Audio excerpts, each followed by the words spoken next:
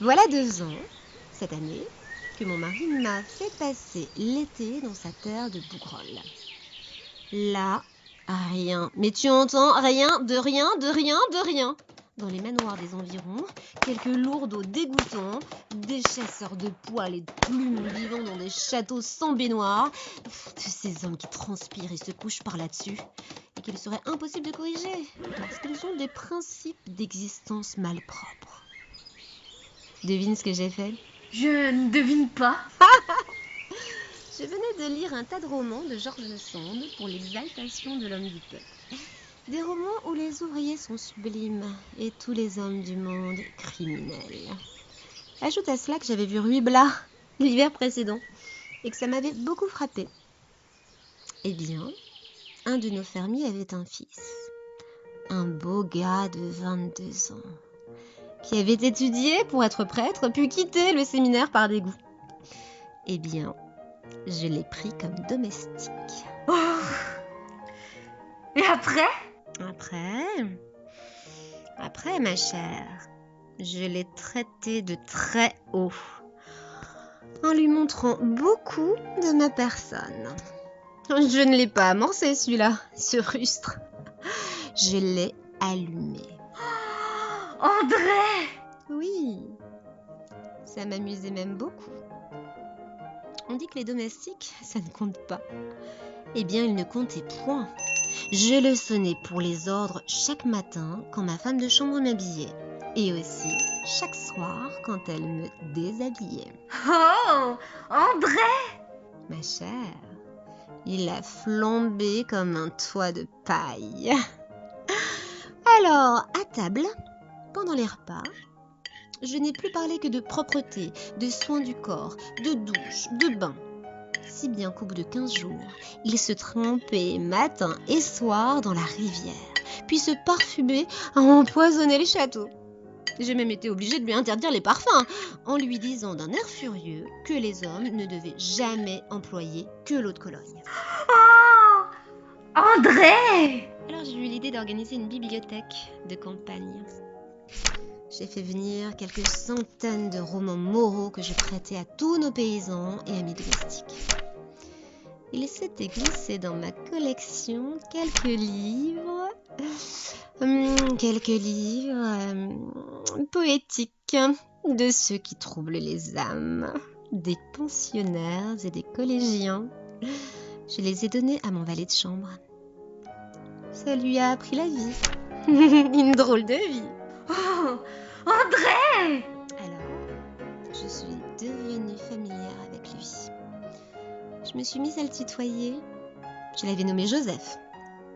Ma chère, il était dans un état effrayant. Il devenait maigre comme un coq et il roulait des yeux de fou. Moi, je m'amusais énormément. C'était un de mes meilleurs étés.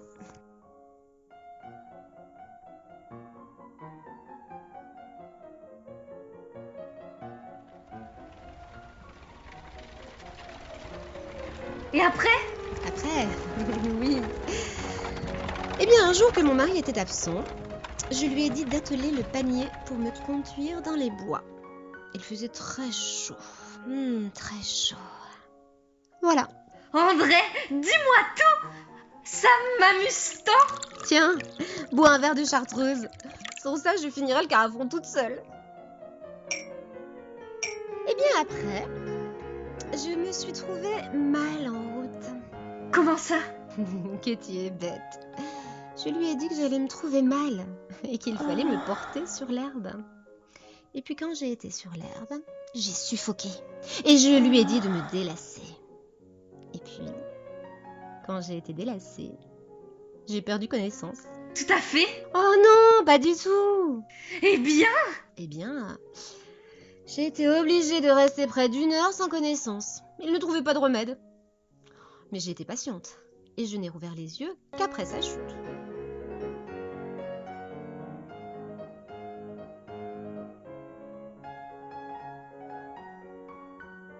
oh André, et qu'est-ce que tu lui as dit? Moi, rien. Est-ce que je savais quelque chose puisque j'étais sans connaissance? Je l'ai remercié, je lui ai dit de me remettre en voiture et il m'a ramené au château. Mais il a failli verser en tournant la barrière.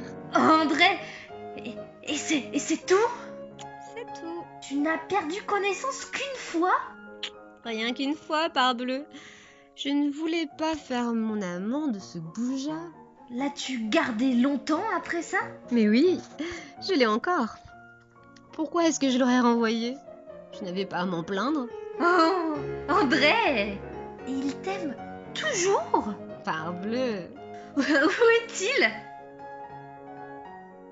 La petite baronne étendit la main vers la muraille et poussa le timbre électrique.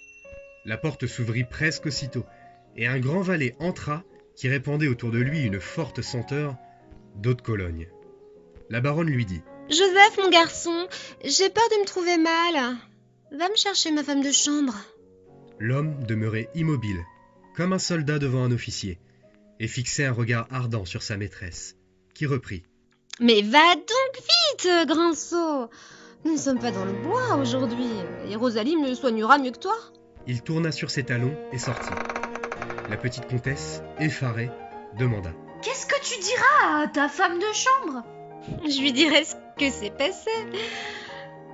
Non, je me ferai tout de même délacer.